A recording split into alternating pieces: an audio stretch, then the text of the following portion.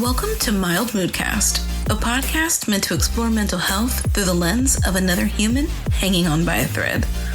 I'm Bianca, a registered mental health counselor intern, soon to be LMHC, here to chat about the topics we don't get enough of. So grab your headphones and let's dive into the crazy world of mental health. It's going to be a wild ride. What's going on, guys? This is my first time back in months. And to be quite honest with you, I wasn't really sure that I was ever going to get back to this. I knew that I fell in love with the idea of putting together a podcast and being able to share my knowledge and just kind of create a community around the things we don't get to talk about in mental health. But I've somewhere lost sight of that. And life kind of got overwhelming. It's really funny because I feel like I say this all the time, but as a therapist, people think that your life is perfect. They think that you have it all figured out. And if you haven't already gathered, this episode is kind of just going to be the most conversational version of any episode I've ever had. I think I want to take this podcast in a different direction, but in a direction that just feels more authentic to me. I know that as somebody with ADHD, I totally have to plan my topics. I have to plan what I'm going to talk about, but I feel like I kind of lost some of my conversation along the way, and that's what I want to hang on to. So today's episode is, I guess, kind of dipping my toes back into this world. And I have a whole new microphone set up. It's really freaking cool. So hopefully this one sounds a lot better. The other one was pretty cool too. Can't really complain about it, but it just wasn't what I was looking for, you know? And I think to some degree it was causing me a bit of stress, where this is supposed to be something that's even therapeutic for me. So let's see, what have we missed? In this episode, I'm going to be talking about self-doubt and claiming my power back. So it's very personal to me. It is an introduction to the topic of mental health and spirituality. And I know you might have immediately gone, ugh, spirituality, right? And I don't mean religion per se. Everybody, has their own beliefs, but there are so many things that we could talk about when it comes to spirituality. We talk about meditation, we talk about affirmations, we talk about manifestation, journaling, rituals, and not, any type of ritual, but literally sitting down and doing the same thing every day at the same time every day. That's a ritual. But I think it's not a topic that is talked about enough. And it's funny because when I have clients come to me and you ask them like, oh, do you do any journaling? Or have you tried any breathing exercises? And people just kind of look at you like you're crazy because they're like, I'm not gonna and then feel better, right? And I always joke with people because sometimes that's not what it takes. But I guess I kind of just want to talk about the way things have worked for me and the way that they are working for me in this sort of delicate space. When people hear things like breathing exercises, they cringe. A lot of people cringe. And I think that mainly it's because people aren't comfortable with silence. You might think that you're comfortable with silence, but being around a friend doesn't count really as silence. It's the times where you kind of have to turn a mirror back on yourself and say, what am I experiencing? What am I perpetuating? What am I ignoring? And people don't like that. They don't want to have to breathe because they sit in silence. And that means that if I have to sit there in that silence and I have to breathe with it, I have to touch it. It's been such a strange year for me. And this is probably the most vulnerable I've ever publicly been, to be honest with you. A lot of people don't know, but I am going through a divorce right now. And you might be wondering, why are we bringing this to a podcast? But honestly, it's because if I am not truthful with everything, how can I show others how to be truthful with themselves? You know, one of the things they teach you when you go to school to get a master's degree to be a counselor is to handle your shit before you handle other people's shit. And this is me handling my shit. This year I felt like I had to lose myself to find myself again. It reminds me of that Selena Gomez song. I think it was like, I had to lose you to love me. But really, I had to lose me to love me, because I realized that I was not taking care of myself the way that I should have been. I spent so much time doing for others and thinking that I was doing for myself. And, you know, at a very basic level, yeah, maybe I was doing for myself. Maybe I would do a couple of things here and there. But I feel like I just shut down so many important parts of me that deserved to be seen. You know, it's the growth that I've experienced this year. Learning who Bianca really is crazy. You know, this is to essentially inspire people and lead to change ultimately by being my real and raw self. Because I want to show people that it's okay to be vulnerable. It's okay to be real. It's okay to be raw. We wear masks every day. As a person who is neurodivergent, that in and of itself can cause me to mask so hard. You're quirky. Everything is funny. Your memory's bad. It's so much more than that, but just, you know, there are ways of you that you try to hide in order to assimilate. One thing that, you know, classrooms in general will teach you is that assimilation is so important. And to a certain degree, it definitely is. You want to feel like you fit in. You don't want to feel like you stand out. However, I've reached a point in my life where I know that I'm meant to stand out, and I'm okay with that.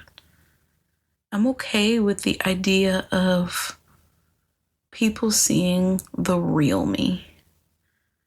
And it took a lot to get here. I mean, if you would have asked me, I always said that at the age of 26, I knew exactly who I was. And I did. I knew that version of myself. And it's no bullshit when they tell you that as you get older, you continue to find yourself. But the only way that you continue to find yourself is if you're committed to change. I am a firm believer that we have the ability to create whatever future we want. And what do I mean by that, right? We have the ability to create whatever future we want. When you decide the direction your life is going to take, you start to move differently. You start to do things that align with that path. And it's amazing. So like me, for instance, talking about spirituality, right? I meditate, I do affirmations, I say prayers, and I use crystals. Now, to some people that might sound insane. Some people don't pray. Some people don't believe in crystals. Some people have never meditated a day in their lives. Some people think, what the fuck are affirmations going to do for me? But the reality of it is what you put out there, you get back. So if I can sit with myself 1 to 2 times a day, depending on my mood, depending on what I have time for, but if I can sit with myself at least once a day to say things out loud, then I start to believe it. And it is true because it's already started making a huge difference in my life. It's funny because I used to look at affirmations and be like, that shit does not work. And as long as I had that mindset, I was right. But I also think something that made a really big difference for me was really fine-tuning my affirmations. The affirmations that I say every day are so specific to me. And I think people grapple with the idea of like, I want to try to do affirmations, but this just doesn't feel right. We're supposed to find the things that make us feel our most authentic. So if you're repeating something out loud that you don't feel connected to, it's not going to work.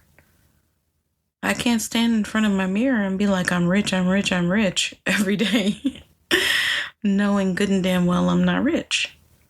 But I can say money flows to me easily and abundantly. And because I'm saying something like that, I'm putting it in my head. And when I put it in my head, I'm turning my feet in the direction of what I need to do for money to flow to me. I actually was gifted this book called The Manuscripting Journal, and it is a cross between manifesting and script. Script is exactly what it sounds like. It's writing, so you are writing out your manifestations. When we write these things out, when we put them in front of our face, they become important to us. I spent a really long time feeling just dark. 2024, for me, looks like a lot of darkness. If I were to take my life and I were to put it on a piece of paper, it's like, it was, well, not my life, but like the year, my life for the year, it would look like a big gray cloud. There were so many things I was dealing with internally, so many things I was dealing with externally. And I'm the type that recluses. I'm the type that doesn't tell people what I'm experiencing. Why would I? And then simultaneously I would go and I would see my clients and I would say, well, did you talk to anyone about it? And, a closed mouth don't get fed.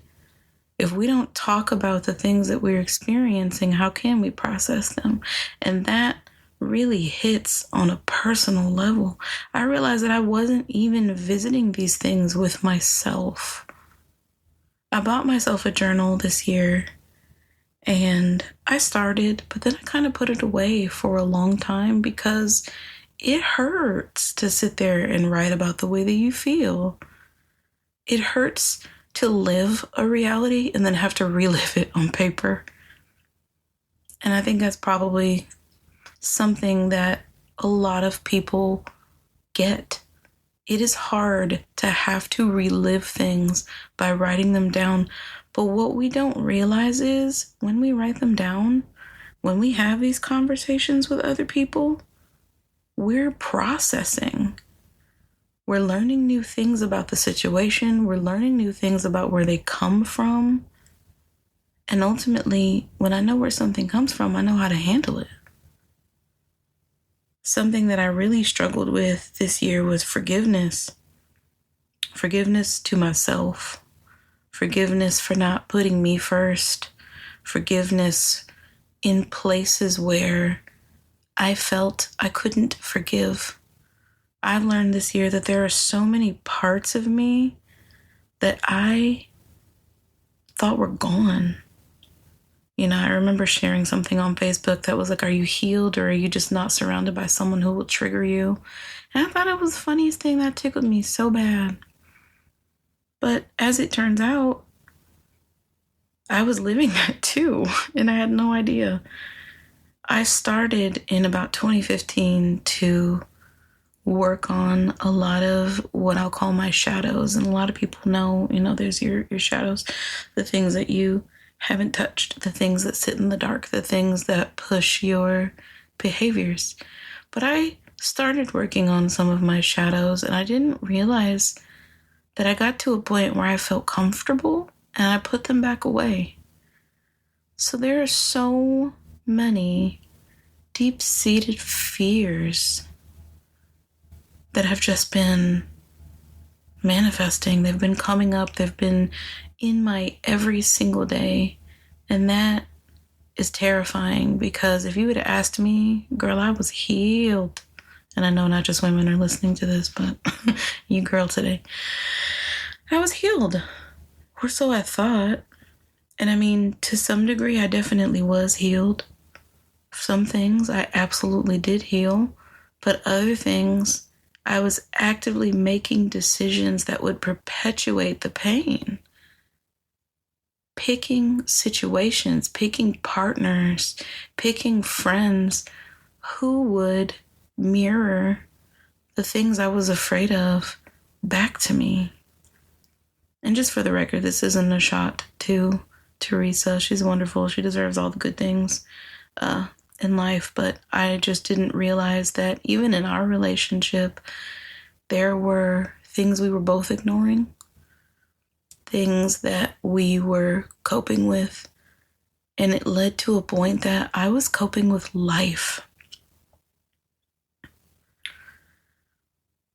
What do you mean coping with life? I didn't want to come up from my cell phone.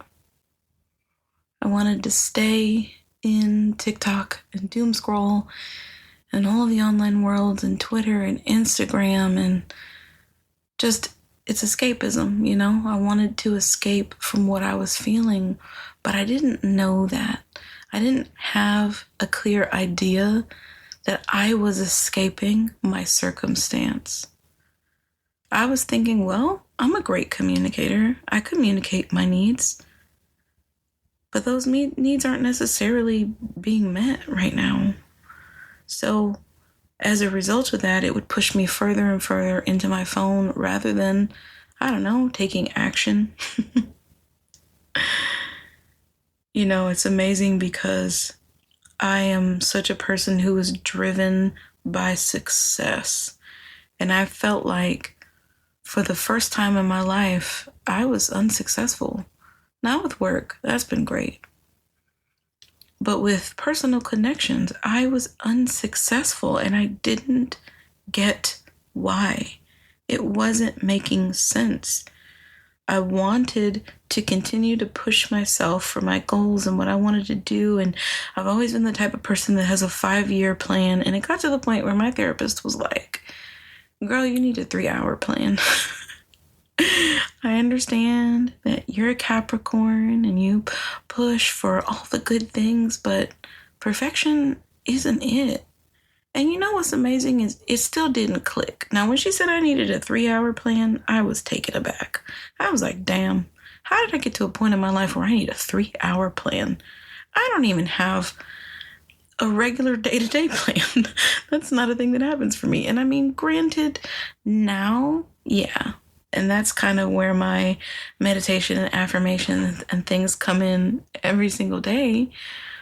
But I didn't have a routine. That wasn't a thing for me. And I desperately wanted a routine, but I just didn't know how to create one for myself. So I really sat back and I said, you know what? I think I need to start journaling. And as I began to journal, I realized just how focused on being perfect I was. And the funny part is I'll be the first one to tell you I am so far from perfect. Always right, but so far from perfect. No, that's ego. Being right is fun though. But my ego doesn't serve me, and that's something that I've also learned this year. And because of the fact that I was always focused on doing my best and being my best, because like, what is perfection, right? Perfection means something different for everyone. Ensuring that I do my best. Like if you are a friend on a personal level and you've heard me sing, sometimes I'll sing and I'll be like, oh my God, that was terrible. And someone will go, I wish my terrible, or I wish my, first of all, my great isn't even your terrible. And it just, the more I think back to the ways that I have been so self-critical, the more I'm like, oh my God, I have been chasing something that is unrealistic. And that's actually going to be a topic, you know, in and of itself. But I'm just kind of giving you an idea of what I've been going through. It's amazing because we never enjoy the journey. We're always so focused on the destination that I haven't watched myself grow. I haven't celebrated miniature wins. And the thing is, miniature wins lead to major change. When you let go of the idea that you have to be perfect, to be different, it's amazing because you start to set intentions that push you to align with your highest good. And what is a highest good is the best version of yourself. I am okay, probably the most okay that I've ever felt for once in my life about being different. I love being different. I love being me. And I have experienced just a world of self-doubt. And it's funny because when you look at me, you think like, damn, she's a really confident person. And shit, I sure thought I was. But when I peeled back those layers and I looked at the things that were hanging out, I was like, oh, you guys are here. That's not true confidence. That's not self-love. And I've been on this phenomenal self-love journey. And that's what my affirmations and my meditating and my journaling and my praying has really taught me, is that I don't spend enough time on myself. It's funny because when I do intakes, one of the questions is, do you feel like you get enough time to yourself? And if not, what takes precedent? And usually people go, well, I don't have that much going on. So like, yeah, I get enough time to myself. Or they'll go, no, I have kids. So, kids take the majority of the time and there's not really any time for me. And then it becomes our job to kind of carve out where in their day, in their schedule, they can fit time for themselves. Because at the end of the day, we're still people. Even if you are a mom, even if you are a dad, you are also a person first. We are supposed to care for and love people with our overflow. And we can't do that if we're constantly on E. And I realized, despite the fact that I don't have kids, I realized that I've been running on E for so long, and I've been trying to show up and show out for other people, but not for Bianca. And it didn't make any sense. I was like, why do I feel so unfulfilled? I'm doing all of these things that make me happy. It means so much to me to be there for my best friend. It means so much to me to be there for my sister, for my mom, for my partner. And it just wasn't, for lack of a better way to put it, it wasn't giving what it was supposed to give. And I hated that. And so right now I'm kind of being a little bit selfish with my time. I'm hermiting just a little bit, but I know that I am in the middle of a transformation. I am aligning myself with my highest good because it makes so much more sense to pay attention to the parts of you that don't feel good, because then they don't have to keep showing back up. Have you ever noticed that you feel like you focus on something, you get it, you fix it, whatever, and then maybe a few months, maybe sometimes it's a few weeks, maybe it's a few years, it shows back up? It's because you're never really processing the issue. Earlier, I said that I struggle with forgiveness, and a part of that is so important to this topic. If I don't forgive myself, how can I move on from what I've done? And the answer is I can't, because I'm still stuck thinking I don't deserve it.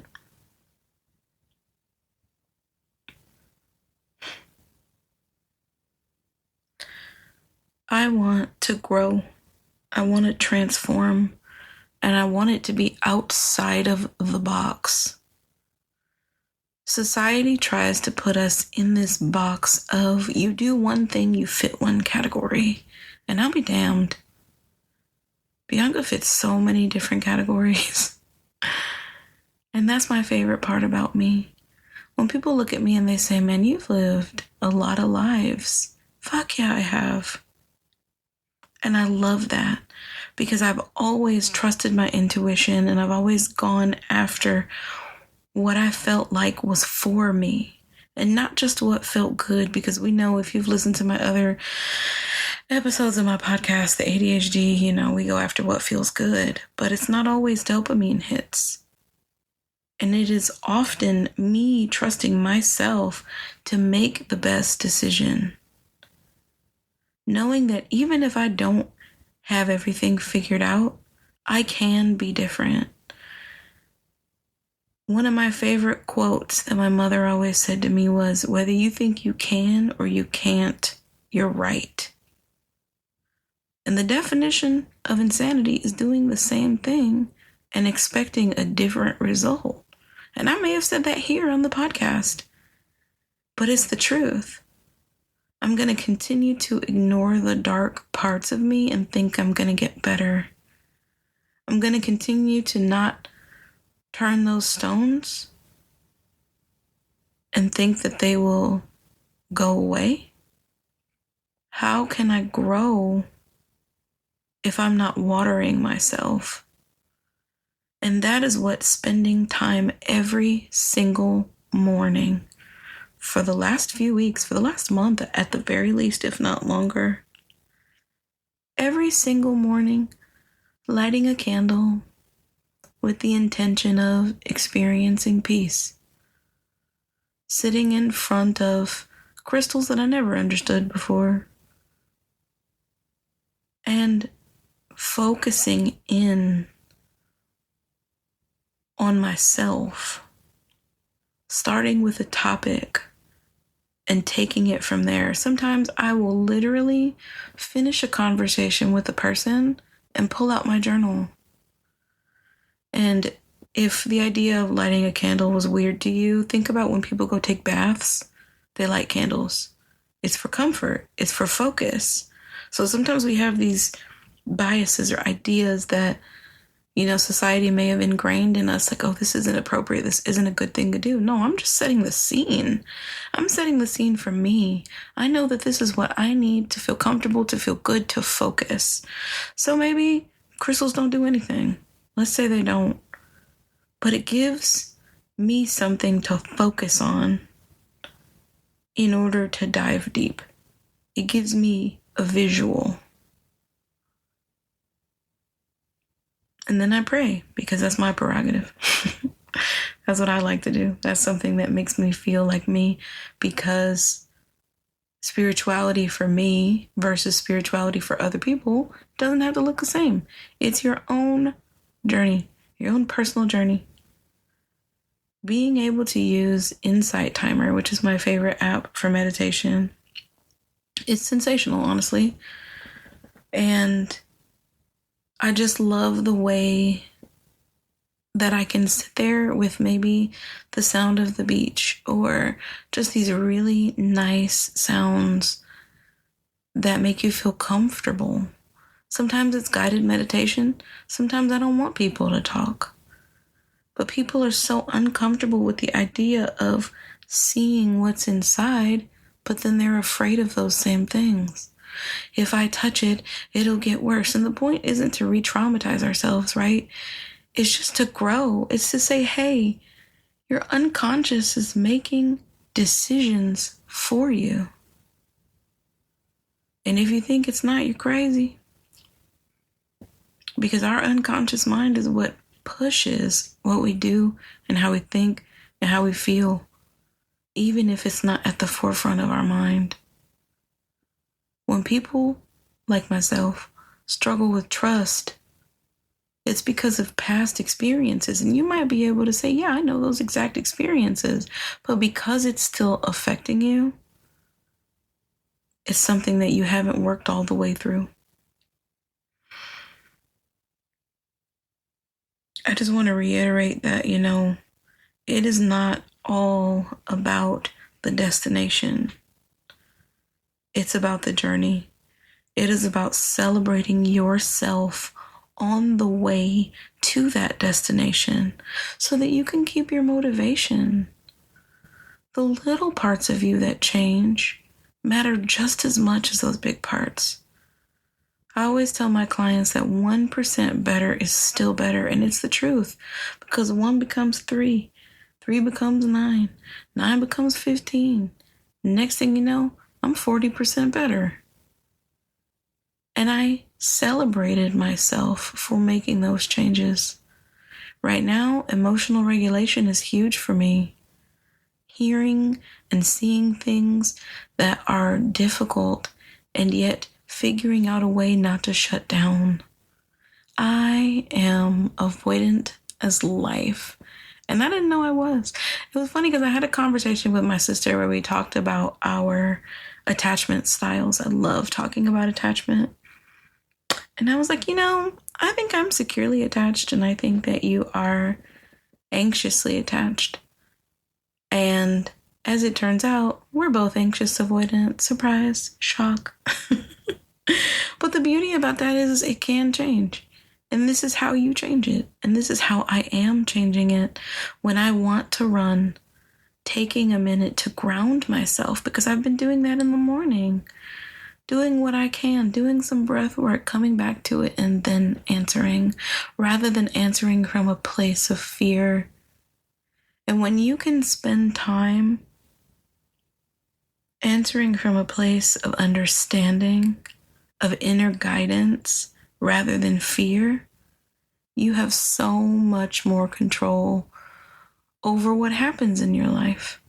And not the bad kind of control. We don't want that. We don't want to control outcomes. We don't want to manipulate. We don't want poor behavior. We want that good behavior, that good control, that, hey, I can see the direction that my life is taking and I'm celebrating me for every step of the way. And again, being a perfectionist and always wanting more and always wanting better made me feel like I couldn't. How could I? I don't deserve to celebrate along the way. And that, my ego, didn't serve me. Because now that I'm celebrating me along the way, I'm releasing. And it makes every situation a little bit easier.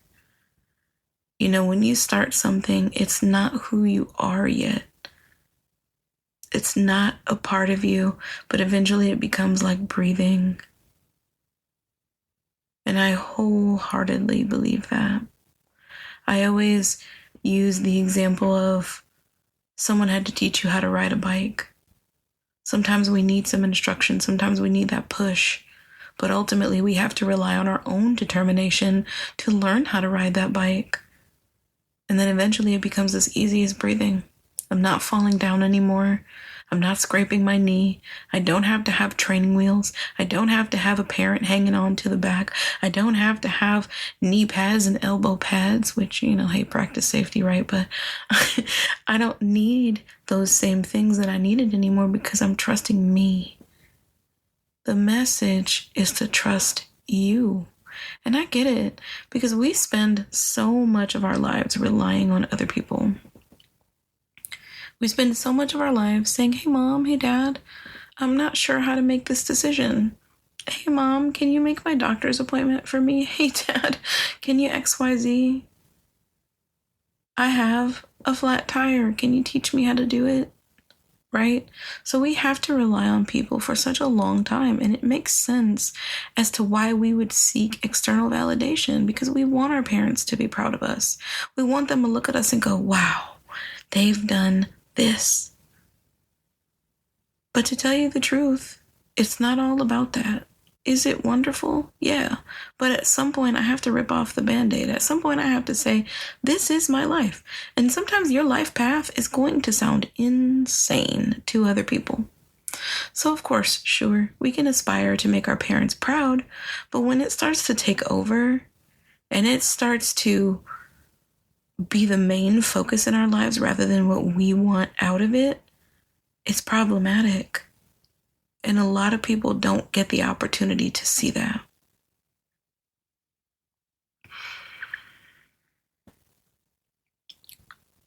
The way that I feel when I sit with one of my clients is amazing.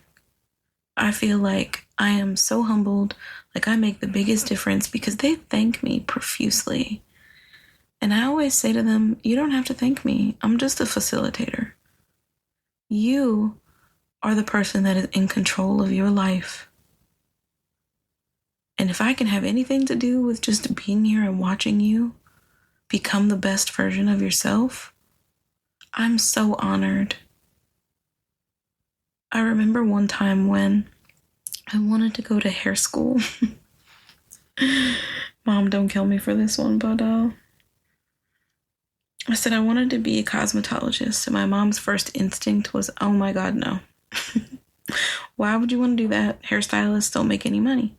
And I know now at 31 that her concern was, you know, my mom grew up poor. Maybe you didn't know that, but she grew up poor. And her feeling was based in, I want to make sure that my kid is going to be okay. I want to make sure that she has money. I want to make sure that she's stable. Now, I've been a hairstylist for 10 years, and it's not what I do mainly, but I made some incredible money as a hairstylist. And with that being said, that means I went ahead and did it anyway. I always knew that my path wasn't going to look like everybody else's path. I was successful with it. I loved it. I still keep my license. It's phenomenal. But if I would have let that moment decide for me, my life could have looked a lot different. I might have been miserable. You know those people that will spend 30 years at a job and they're like, oh, I've hated all 30 years of it. That could literally never be me. I will never do anything for the sake of a paycheck. I will always do things for the sake of passion. And of course, there's the other side of, learning how to save money and doing better with money. And it's a work in progress. But the point is, if we listen and we get that external validation, and that external validation is the only thing that matters, our lives will look so different. And I don't know about you, but I want to go for what I want to go for. I want to enjoy what I want to enjoy. I want to be able to look back on my life and go, damn, I did that. And honestly, I did. Why do you think people tell me that I've lived a lot of lives? It's because I was listening to my intuition that was saying, hey, this isn't serving you anymore. This isn't what you want to do. So it's time to move on to something else. I bought these cards. They're called self-love cards by a company called We're Not Really Strangers. And they make dating cards too. It's pretty cool. But sometimes I'll take those and I'll shuffle them and I'll take a question and I will journal that question. I also have a journal called Better Every Day. And it gives me a question every single day. And it pushes me to think about the things I don't want to think about. But doggone it, if I start a question, sometimes it can go crazy. The Better Everyday book is really small. You only get, a certain amount of lines per question. But that's why I have my non-prompted journal, so that I can continue to explore the way that made me feel. I've been doing more to check in with my body and what it's telling me. And I say that a lot. And I want to clarify that when I say that you check in with your body and what it's telling you, you think about every part of your body. It's called doing a body scan. I start from the top of my head, down to my shoulders, chest, stomach, arms, fingers, legs, knees, toes. And I figure out, do I have any sensation there? And sometimes when you're in these really deep places, especially the external validation place, you might have a burning in your chest. You might have a bubbling in your stomach. You might have weight in your feet. That's what you're looking for. And the point isn't to change it. Like, oh, I have this feeling in my chest and I need it to stop. No. The point is to give it grace, is to sit with it and figure out what it means. If someone says something to you and you have a visceral reaction, find out why. Where is it coming from? What is it triggering? And write it down in a journal. Even if you go to therapy, it doesn't stop there. You should always be spending time with yourself in a book. Sometimes I'll have conversations. I had one where I got my feelings hurt, and I realized that my perception of the conversation was not what the person meant. I have a particular wound that was basically nudged in the middle of the conversation, and I sat there and I started writing and writing and writing and writing, and I realized what happened. And I realized the kindness, or at least the sincerity behind what it was that they said, but I couldn't see it because I was too triggered to understand the direction. Those are the things that we are supposed to sit and understand of ourselves. So, I want to grow and I want to transform outside of the box that other people have created for me. I want to do what feels good to me. I want to listen to all of the parts of myself, the ones that are trying to stop me, the ones that are trying to push me along, the ones that are celebrating, the ones that are sad, because they all matter. And a lot of times people get caught up in the good vibes only, and let's only be happy, and let's try to remove this thing from my life and not pay attention to it. And it doesn't fucking work like that. All of these are parts of you, And if you just leave some of them hanging around, then they're going to hold you back from whatever it is that you need to do. If anything, let this be a reminder that you are not your past. You are able to create the life you want. And it starts by giving yourself the space to process what you've been through. Even if it seems terrifying. Because to some degree it will be. But I have to choose my discomfort. Do I want to sit here and feel like this forever? Or do I want to free fall into the unknown and let go of what the outcome might be? Because it could be so beautiful. And if anything, you gain a comfort within yourself. You gain the ability to say, damn, I sat here and I dealt with this wound and now it's not holding me back anymore. Even if I can't see what life is going to look like on the other end of it, I know I'll be better for it. I'm living proof that you can be better for it. That's setting the intention of letting go and watching yourself grow and celebrating those small moments leads you to those big differences. I'm not done, and neither should you be. Thanks for listening today, guys. Thanks for tuning in to Mild Moodcast. Remember, the conversation doesn't end here. If you have any burning questions or topics you'd like me to cover, don't hesitate to reach out. You can find me on YouTube at Mild Moodcast and Instagram at Mild Mood Therapy. Let's keep the conversation going and continue to explore the wonderful world of mental health together. Until next time, stay curious and keep smiling.